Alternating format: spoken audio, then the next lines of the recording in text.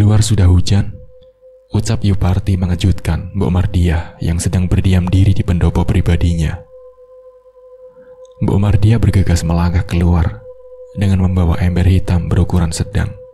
Ia menyincing jariknya agar memudahkan berjalan. Mbok Mardiah menuju talang air untuk menampung air hujan. Ia mendongakkan wajahnya menatap langit yang gelap disertai derasnya hujan. Senyuman tersulam di bibir kecilnya. Mbok Mardiah begitu populer di kalangan pemuda dan hampir seluruh laki-laki di desa Pekuncen, bagi yang beristri maupun yang duda. Bukan tanpa alasan, meskipun Mbok Mardiah adalah seorang janda, namun usianya masih 24 tahun. Ia menjanda akibat kegagalan pernikahan mudanya dengan suami pertamanya. Untunglah, Mbok Mardiah belum dikaruniai seorang anak. Hal itu yang membuat para lelaki kian jatuh hati kepadanya. Tubuhnya yang tinggi semampai, badannya berisi sempurna, kulitnya kuning langsat, dan lesung pipitnya yang menawan dan sangat manis. Sehari-hari, Mbok Mardiah selalu mengenakan kemben dan jarik. Tak lupa selendang yang tipis yang ia selempangkan untuk menutupi dada dan kedua pundaknya. Rambutnya disanggul rapi dan indah. Semenjak menjanda, Mbok Mardiah hidup sendiri di rumah warisan orang tuanya. Ia hanya ditemani oleh abdi setianya, Yuparti. Orang tua Mbok Mardiah adalah semi bangsawan.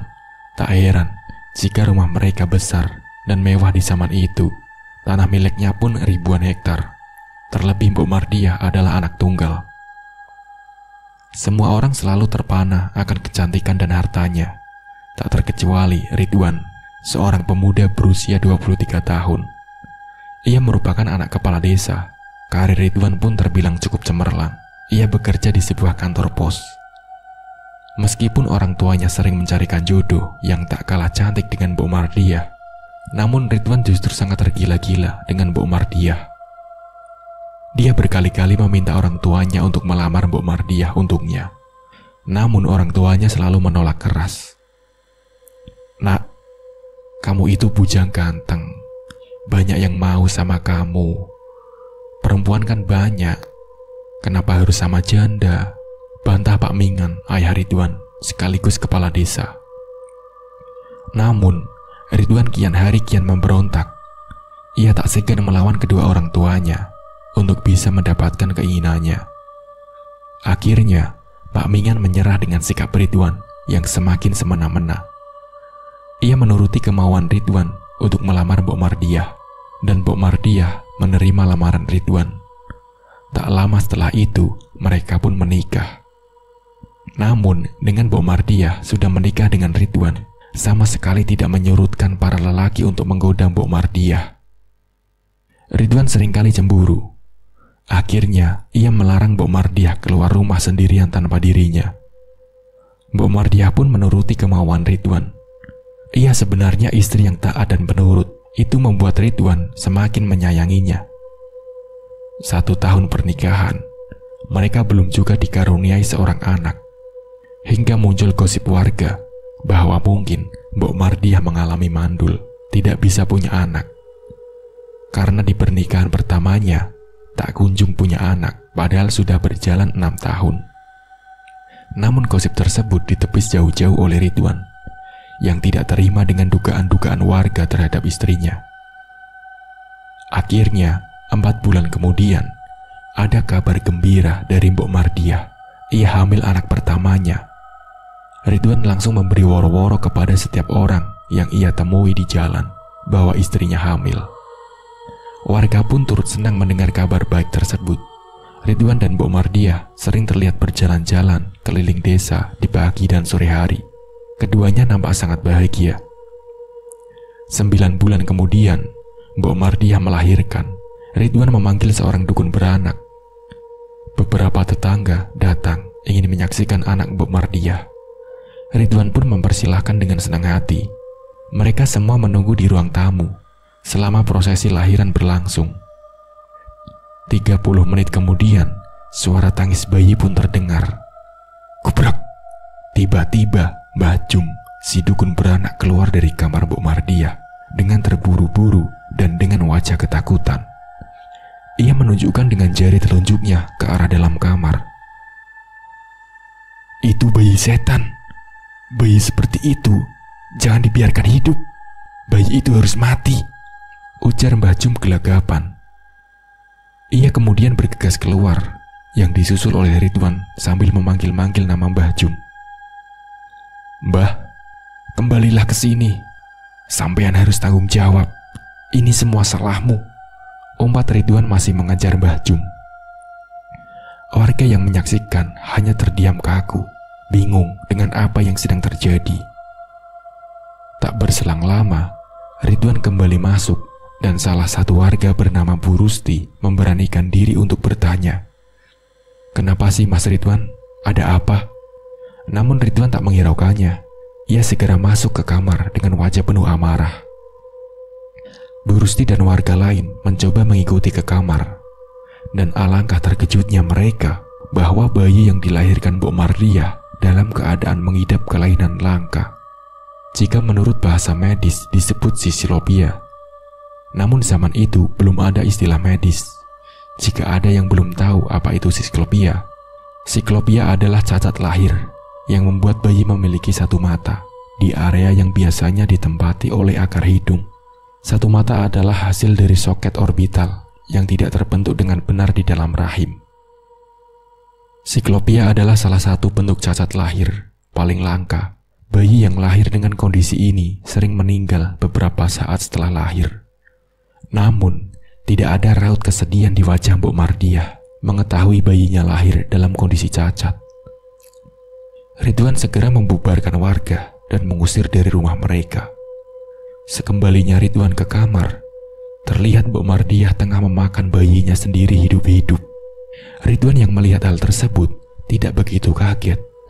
Namun, ia tetap kesal dengan istrinya. "Apa hidup kita harus seperti ini terus? Sampai kapan?" tanya Ridwan sembari duduk di tepian kasur dan menutup matanya dengan kedua tangannya. Mbok Mardiah tidak menggubrisnya. Ia tetap asik menikmati santapannya malam itu, yaitu bayinya sendiri. Saat itu, tinggal tersisa bagian jari-jari kaki dan otak sang bayi. "Kamu mau?" tanya Mbok Mardiah kepada suaminya, sambil menjulurkan jari-jari kaki yang mungil dan otak bayinya. Mulutnya belepotan oleh darah sampai ke giginya. Ridwan hanya terdiam dan sayup-sayup terdengar suara isak tangisnya. Mbok Mardiah yang menyadari hal tersebut ikut duduk di samping suaminya. "Kita sudah buat perjanjian di awal, Mas. Kalau keadaanku seperti ini, aku sudah tidak bisa melepas dari keadaan ini. Katamu mau menerima aku apa adanya. Sekarang kok kamu kayak menyesal sudah nikah sama aku," ucap Mbok Mardiah lesu. Sementara jari-jari mungil dan otak bayinya masih ia genggam. "Tapi sampai kapan, Duk? Aku bisa ingin seperti orang tua lain yang bisa punya anak. Aku ingin mengasuh anak." Suara Ridwan kian parau. Mbok Mardiah hanya terdiam. Ia kemudian pergi meninggalkan Ridwan seorang diri. Mbok Mardiah menuju ke ruangan belakang rumahnya. Ruangan tersebut berisi beberapa toples yang di dalamnya berisi air dan otak-otak kecil. Ia kemudian memasukkan otak bayinya tadi ke toples yang masih kosong. Kemudian ia menuju dapur dan mengambil pisau. Di rumah mereka memang hanya ada mereka berdua. Karena sejak menikah dengan Ridwan, Mbok Mardiah tidak lagi memperkerjakan Yuparti. Mbok Mardiah berjalan menuju kamar dan mendapati Ridwan sudah terbaring di atas kasur. Ia lalu berlari dan menusuk dada Ridwan belasan kali. Sampai akhirnya Ridwan pun mati dengan luka tusukan yang begitu mengenaskan.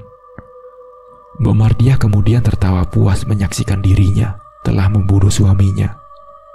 Ia kemudian menyeret tubuh Ridwan, dibawanya ke ruangan belakang, dan dia potong-potong tubuh Ridwan menjadi 12 bagian. Kemudian, ia memasak bagian paha dan lengan Ridwan, lalu ia makan. Semuanya ia lakukan tanpa merasa bersalah dan menyesal. "Ini, Mas, Ini akibatnya kalau kamu kebanyakan bicara dan kebanyakan protes. Mbok Mardiah bicara dengan nada tinggi, disertai tawa yang tak kalah keras. Sedangkan daging Ridwan sudah selesai ia lahap. Keesokan harinya, Mbok Mardiah memberi pengumuman kepada warga bahwa semalam suaminya pergi begitu saja dengan membawa bayi yang baru saja ia lahirkan. Katanya, Ridwan malu dengan kondisi bayinya yang cacat. Ia ingin pergi jauh mengasingkan diri bersama sang bayi agar si bayi tidak mendapatkan cemoohan dari orang-orang. Cerita tersebut ia karang untuk menghilangkan jejak kejahatannya. Namun yang aneh, ceritanya hampir mirip dengan kegagalan rumah tangganya yang pertama. Kala itu, Mbok Mardiah pun mengumumkan kepada warga bahwa suaminya yang pertama pergi meninggalkan dia karena mereka sempat bertengkar hal sepele, dan sampai 1 tahun tidak pernah kembali hingga sekarang. Warga mulai mencurigai Mbok Mardiah yang bersikap aneh, bahwa sejak Ridwan menghilang, ia sering terlihat mengayuh sepedanya tengah malam sendirian, entah menuju kemana saat itu, namun arahnya selalu menuju jalan Watu Gudik. Jadi, di desa Pekuncen ada sebuah situs Watu Gudik. Di sana hanya berisi sebuah lahan yang tidak terlalu luas dengan 3 batu raksasa, dan batu-batu tersebut memiliki banyak benjolan-benjolan abstrak menyerupai gudik. Batu tersebut memang dikeramatkan oleh warga desa Pekuncen, mengingat banyaknya kejadian aneh yang terjadi di sana. Hal tersebut berlangsung cukup lama, sampai berbulan-bulan, sampai akhirnya salah seorang warga berinisiatif untuk mengikuti Mbok Mardiah. Dan benar saja, ia menuju situs Watu Gudik. Di sana ia melepaskan selendang penutup dada dan pundaknya. Yang tersisa hanyalah jarik dan kemben. Ia juga mengurai rambutnya.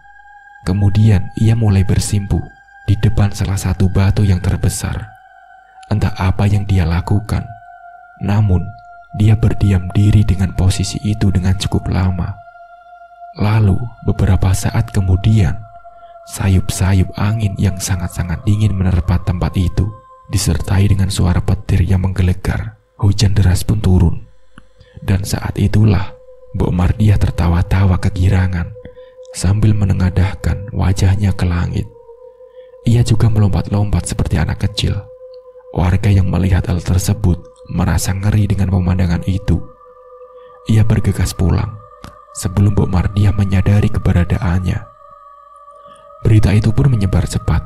Warga menjuluki Mbok Mardiah telah gila karena ditinggal berturut-turut oleh kedua suaminya tanpa alasan yang pasti. Namun, yang namanya laki-laki masih banyak yang memanfaatkan kesempatan itu untuk menggoda Mbok Mardiah. Pada suatu malam, Mbok Mardiah lewat di depan pos ronda. Di sana ada 4 orang laki-laki yang kebetulan sedang berjaga. Otomatis kesempatan tersebut digunakan sebaik-baiknya oleh keempat laki-laki mata keranjang tersebut. "Mbok Mardiah, kok sampean cantik banget, Mbok?" goda seorang pemuda bernama Parno. Ketiga laki-laki yang lain juga turut menggodanya. Mbok Mardiah hanya diam, tidak melawan atau menepis tangan-tangan yang menyentuh tubuhnya secara kurang ajar. Tetapi tiba-tiba tanpa disangka, Mbok Mardiah menusukkan pisau di dada Parno. Seketika Parno jatuh tersungkur di tanah, dan ketiga teman rondanya langsung lari terbirit-birit meninggalkan Parno begitu saja. Mbok Mardiah segera menyeret tubuh Parno yang sekarat, belum mati. Ia memang sengaja tidak langsung membunuh Parno, karena ia berencana untuk memerkosa Parno agar dirinya bisa hamil. Mbok Mardiah membawa Parno menuju sebuah kebun yang jauh dari pemukiman warga. Di sana ia mulai melucuti seluruh pakaian Parno dan memperkosanya dengan kejam. Setelah semua selesai, Mbok Mardiah menghabisi Parno dengan menusuk puluhan kali dada dan perut Parno sampai organ hati dan ususnya keluar. Keesokan harinya, mayat Parno ditemukan oleh warga. Warga marah besar karena mereka sudah mengetahui tabiat Mbok Mardiah yang sesungguhnya. Berdasar cerita ketiga teman ronda Parno, warga berbondong mendatangi rumah Mbok Mardiah namun nihil. Mbok Mardiah sudah lebih dulu kabur. Ternyata tanpa diketahui oleh siapapun, Mbok Mardiah sudah membangun sebuah rumah sederhana di tengah hutan. Rumah tersebut memang telah dipersiapkan untuk pelariannya kalau dia ketahuan oleh warga. Semenjak pembunuhan Parno, Mbok Mardiah sama sekali tidak pernah terlihat lagi karena ia sedang mengandung bayi di rumah pelariannya. Dia pun kembali memperkerjakan Yuparti, abdi yang paling setia melayaninya. Yuparti lah yang mencari seluruh kebutuhan Mbok Mardiah. Mbok Mardiah memiliki warisan yang sangat banyak. Tak heran, meskipun dirinya tidak bekerja, hartanya tidak akan habis, meskipun terus-menerus ia gunakan. 9 bulan kemudian, Mbok Mardiah pun melahirkan dengan dibantu oleh Yuparti. Mbok Mardiah laki-laki melahirkan bayi dengan kelainan langka. Dan seperti biasa, Mbok Mardiah kembali memakan daging bayinya hidup-hidup dan disisakan otak dari bayi tersebut. Dan setiap malam bulan purnama, Mbok Mardiah pasti memakan otak-otak bayi yang ternyata itu semua adalah bayinya sendiri, alias anak yang dikandungnya selama 9 bulan lamanya. Dan ketika turun hujan, di saat itulah Mbok Mardiah harus menampung airnya serta menengadahkan wajahnya ke langit agar dirinya selalu awet muda dan kecantikannya tak akan pernah sirna. Sejak kelahiran bayi yang terakhir, Mbok Mardiah dibuat bingung memikirkan bagaimana ia mendapat mangsa laki-laki lagi untuk bisa menghamili dirinya. Karena syarat agar ia tetap awet muda adalah dia harus mengkonsumsi daging bayi dan otak dari darah dagingnya sendiri, tidak bisa bayi orang lain. Dan laki-laki yang menghamili pun harus memenuhi kriteria yang ditentukan, yaitu memiliki rambut ikal, memiliki tai lalat di wajahnya, serta lahir di hari pasaran Jawa Kliwon. Dan Mbok Mardiah sudah paham betul mana orang-orang yang lahir di hari Kliwon, bahkan tanpa ia harus bertanya. Makanya tidak sembarangan laki-laki bisa menghamilinya.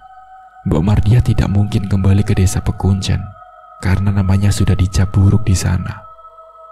Akhirnya, dia menyuruh Yuparti untuk mencarikan laki-laki dari desa sebelah. Pergilah Yuparti ke desa sebelah. Di sana, ia membuat semacam sayembara yang diperuntukkan pemuda gagah untuk bisa menikahi Mbok Mardiah yang sangat cantik dan kaya raya. Ramai pemuda berbondong-bondong mendatangi rumah Mbok Mardiah yang ada di tengah hutan. Lagian, siapa juga yang tidak tertarik dengan iming-iming tersebut? Mbok Mardiah mulai menyeleksi satu persatu pemuda yang datang, dan dia menemukan setidaknya ada 6 pemuda yang sesuai dengan kriteria yang ia cari. Ke-6 pemuda tadi dikumpulkan oleh Mbok Mardiah. Sampean-sampean semua adalah 6 dari sekian banyak pemuda yang datang di hari ini. Kalian yang menurutku masuk di kriteria calon pasanganku. Sekarang, kalian aku beri tantangan untuk bisa mencarikan aku air hujan yang rasanya lezat dan asin. Bawalah ke sini seminggu kemudian. Ke-6 pemuda tadi pun bubar. Namun liciknya Mbok Mardiah, ia menahan satu pemuda yang paling belakangan dan membisikkannya sesuatu. Kamu nanti malam bisa datang ke kamarku jam 2 malam. Rayu Mbok Mardiah dengan jurus sentilnya yang menggoda. Pemuda itu pun sangat bersemangat.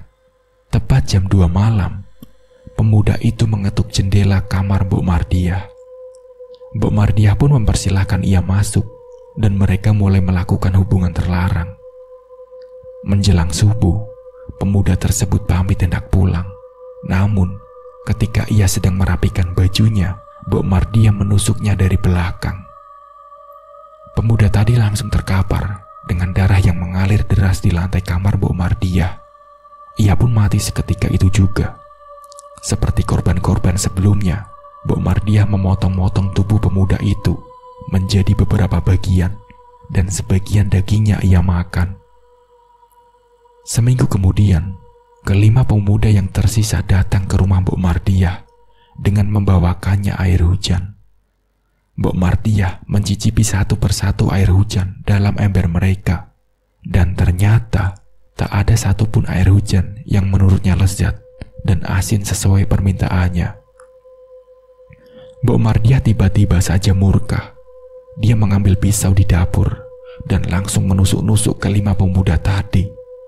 Namun, salah satu pemuda yang bernama Kusto berhasil merebut pisau dari genggaman Mbok Mardiah dan langsung kembali menusuk Mbok Mardiah.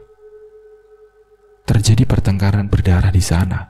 Yuparti yang mendengar keributan pun turut serta membantu Mbok Mardiah. Bahkan, Yuparti menggunakan gergaji mesin yang akhirnya menewaskan keempat pemuda dengan begitu ganas. Sementara Kusto berhasil lari dengan menahan luka tusukan di perutnya. Yuparti melihat Mbok Mardiah terkapar dengan leher yang hampir putus, namun ia belum mati. "Waktuku sudah datang, Yu. Aku harus pergi. Aku minta ke kamu.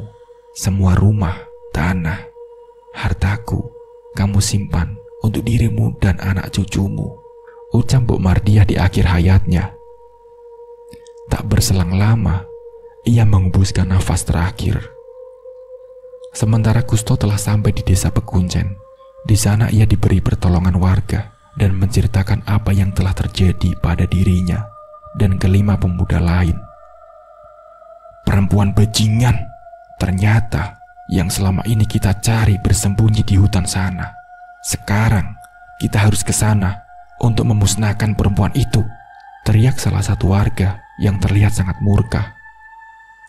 Akhirnya, beberapa warga desa Pekuncen beramai-ramai mendatangi kediaman Mbok Mardiah. Namun sayangnya, ia hanya menemukan kelima jasad pemuda yang sudah terbunuh dengan ganas. Tanpa pikir panjang, warga membakar rumah Mbok Mardiah sampai habis tak tersisa. Warga mencari Mbok Mardiah di sekitaran rumahnya, namun tidak ditemukan. Karena tanpa mereka sadar, jasad Mbok Mardiah telah dibawa Yuparti menuju rumah Mbok Mardiah yang ada di desa Pekuncen.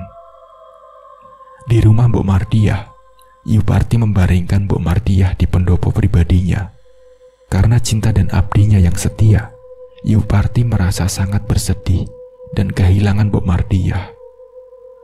Akhirnya, dia mencari berbagai macam cara agar bisa kembali menghidupkan Mbok Mardiah. Yuparti teringat bahwa Mbok Mardiah yang sejatinya menganut ajaran sekte keabadian memiliki banyak sekali buku-buku mantra sesat. Ia bergegas menuju ruang kamar Mbok Mardiah dan mencari buku yang sekiranya bisa digunakan untuk menghidupkan Mbok Mardiah. Namun nyatanya usaha Yuparti sia-sia. Ia justru terbunuh begitu saja oleh sesuatu hal yang sangat mengerikan, berwujud dedemit yang sangat besar, berwarna hitam, dengan rambut panjang menjulur ke lantai, matanya merah darah, dan taring yang sangat tajam. Makhluk tersebut menyerang Yuparti yang sedang mengorek-orek koleksi buku-buku mantra milik Mbok Mardiah. Yuparti mati dalam kondisi yang mengenaskan. Dengan tubuh yang tak lagi berbentuk, mereka makhluk tadi mencabik-cabik tubuh Yuparti. Setelah kejadian tersebut, tak satu pun warga yang mengetahui hal tersebut. Bahkan mereka sama sekali tidak mencari Mbok Mardiah ke rumah aslinya, yaitu yang ada di desa Pekuncen. Mereka berpikiran bahwa Mbok Mardiah telah lari lebih jauh lagi untuk menghindari amukan massa. 2 tahun semenjak kejadian tersebut, tak ada hal yang aneh terjadi di desa Pekuncen. Namun, tak satu pun warga berani melewati kawasan rumah Mbok Mardiah. Karena katanya, pernah beberapa kali orang lewat sekitaran rumah Mbok Mardiah. Mereka melihat ada sosok perempuan yang sangat mirip dengan Mbok Mardiah. Namun ia bertingkah aneh. Seorang tukang bakso yang pada suatu malam melewati area rumahnya mengaku dipanggil-panggil oleh suara perempuan yang hendak membeli baksonya. Perempuan tersebut keluar dengan setengah berlari dari rumah Mbok Mardiah. Tukang bakso itu kebingungan karena setahu dia rumah Mbok Mardiah telah lama kosong. Namun gelagat perempuan tadi tidak janggal pada awalnya. Sampai setelah sebungkus bakso selesai, si tukang bakso pun menyerahkan kepada perempuan tadi. Perempuan tadi tiba-tiba menyeringai, sembari lehernya perlahan-lahan sobek dengan sendirinya, sehingga darah bercucuran dari sana membasahi baju dan lengan perempuan itu. Cerita lain juga datang dari seorang pemuda yang suatu malam melewati area rumah Mbok Mardiah dengan menaiki sepeda ontelnya. Tepat di depan pintu gerbang rumah Mbok Mardiah yang sudah berkarat, pemuda tadi merasa boncengannya sangat berat, sampai-sampai ia kesulitan mengayuh. Dia berkali-kali menengok ke belakang, namun boncengannya kosong. Kejadian tersebut berakhir dengan ban belakang sepeda pemuda tadi bocor tanpa sebab, yang menyebabkan ia mau tidak mau harus menuntun sepedanya. Ia menuntun inilah, ia mengaku mendengar suara-suara tertawa cekikikan yang menggema, yang entah berasal dari mana. Pemuda tadi juga melihat ada seorang perempuan mengenakan kemben dengan rambut berkonde di pelataran rumah Mbok Mardiah. Perempuan tersebut berparas sangat ayu. Ia melambai-lambai kepada pemuda tadi, seolah-olah mengajaknya untuk mampir. Namun, ia tak menghiraukan ke perempuan itu. Ia hanya bolak-balik melafalkan doa-doa sebisanya. Tetapi yang terjadi selanjutnya justru lebih mengerikan. Tiba-tiba saja, perempuan tadi sudah berdiri di depan pemuda tadi. Perempuan itu komat-kamit seperti melafalkan sebuah mantra yang entah apa artinya. Kemudian, ia tertawa-tawa tidak karuan seperti orang gila. Perempuan itu juga merangkak-rangkak di jalan tanah yang pemuda tadi lewat, sambil kuku-kukunya yang panjang menggaruk-garuk tanah tersebut. Pemuda tadi pun lari terbirit-birit sampai ke rumahnya. Ia meninggalkan sepedanya di jalan tadi. Ia menceritakan kejadian yang ia alami kepada keluarganya. Bapaknya yang mulai penasaran menceritakan kepada beberapa warga. Keesokan harinya di siang hari, warga mendatangi rumah Mbok Mardiah. Mereka mendobrak pintu gerbang rumah itu yang terkunci rapat. Pelatarannya yang sudah ditumbuhi rumput liar setinggi dada, mereka tebas untuk memudahkan jalan. Sampailah mereka di depan pintu utama rumah Mbok Mardiah. Mereka mencoba membuka, namun terkunci. Lagi-lagi, mereka harus mendobraknya. Aneh, rumah itu sudah 2 tahun kosong, tetapi perabotan di dalamnya masih sangat terawat. Lantainya pun bersih, seperti ada yang membersihkan setiap hari. Saklar-saklar lampu pun masih berfungsi dengan baik. Bagaimanapun juga, rumah itu bisa dikatakan rumah paling mewah di desa Pekuncen, di mana di dalamnya terdapat barang-barang antik yang bernilai fantastis. Di ruang tengah terdapat banyak sekali pajangan-pajangan kepala rusa dengan tanduk yang eksotis, dan semuanya sangat terawat serta rapi. Mereka menelisik ke beberapa kamar, sampai mereka meyakini sebuah kamar itu milik Mbok Mardiah, karena terdapat bingkai-bingkai foto potret Mbok Mardiah. Dan di sana yang mengejutkan adalah mereka menemukan tulang belulang manusia, yang mereka duga itu adalah tulang belulang Mbok Mardiah. Warga kemudian membereskan tulang itu untuk dikuburkan dengan layak. Mereka menelusuri setiap sudut ruangan Mbok Mardiah yang besar. Tidak ditemukan hal aneh apapun, kecuali sebuah pendopo kecil yang temboknya tergambar jelas kepala rusa dengan tanduk yang panjang dan ada lambang bintang di dahinya. Ruangan tersebut pun terlihat sangat-sangat terawat. Bahkan ada sisa-sisa lilin yang sepertinya baru dinyalakan malam sebelumnya karena terlihat dari lelehan-lelehannya. Tiba-tiba mereka mendengar suara laki-laki yang sepertinya butuh pertolongan. Mereka mencari sumber suara-suara tersebut dan akhirnya mereka menemukan sebuah pintu kecil berukuran 100 cm kali 100 cm berwarna merah. Mereka masuk lewat pintu tersebut dengan menundukkan badan, dan di sana terdapat ruangan kosong dan luas yang berisi puluhan laki-laki yang diikat kakinya dan tangannya di sebuah kursi.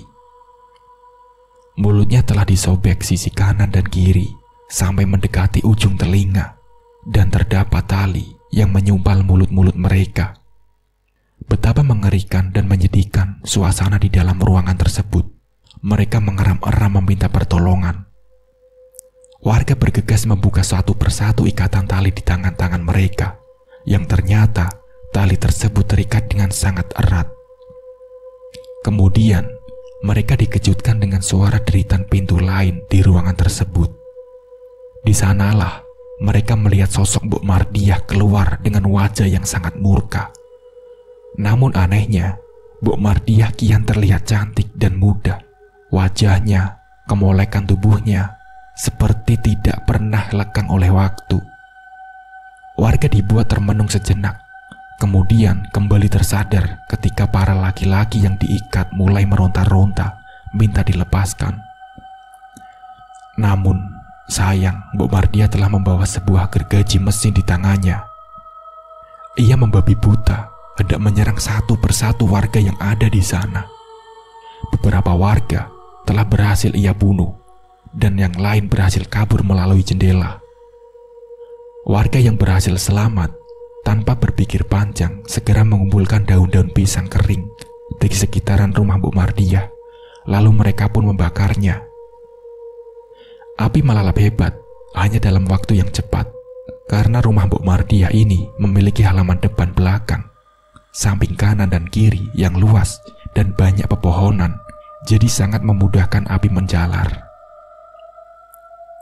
Bagaimana nasibnya laki-laki yang ada di dalam sana? Tanya salah seorang warga yang menyadari bahwa masih ada belasan nyawa yang mungkin masih hidup dan bisa diselamatkan. Namun, warga lain justru tak acuh dan memilih mengakhiri semua. Tak berselang lama, terdengar suara jeritan seorang perempuan dari dalam rumah. Suara-suara laki-laki berteriak pun terdengar. Tak kalah kencang, suasana di sana sangat riuh. Lalu, Mbok Mardiah yang tubuhnya dipenuhi api mendadak menerobos keluar jendela, mendekati kerumunan warga yang ada di halaman samping kiri rumahnya.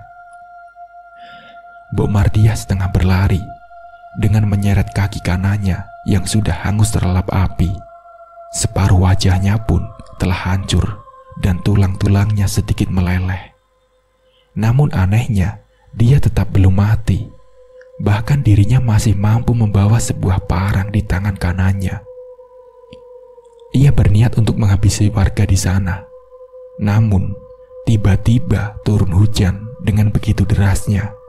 Api di tubuh Mbok Mardiah hilang dan tulang-tulangnya mendadak menyusut seperti air.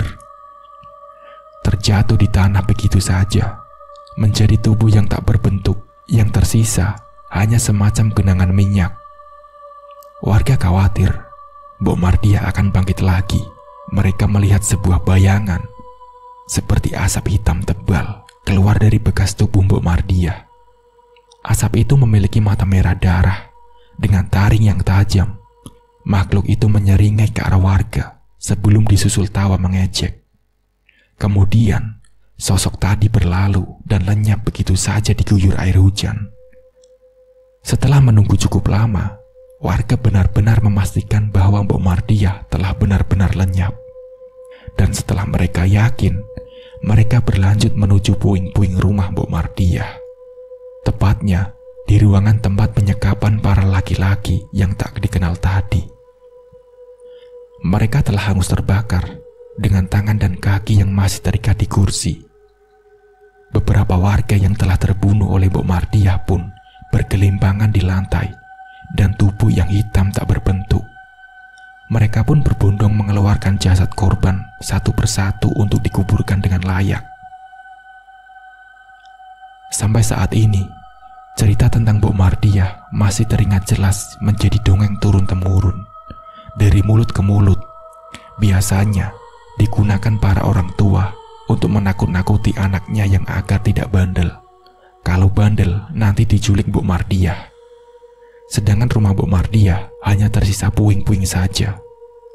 Warga pun memutuskan tanah warisan peninggalannya digunakan sebagai tanah wakaf bagi orang-orang miskin. Nah, seperti itulah ceritanya. Semoga bisa diambil hikmah dan pembelajarannya. Mungkin cukup sekian dari saya. Wassalamualaikum warahmatullahi wabarakatuh.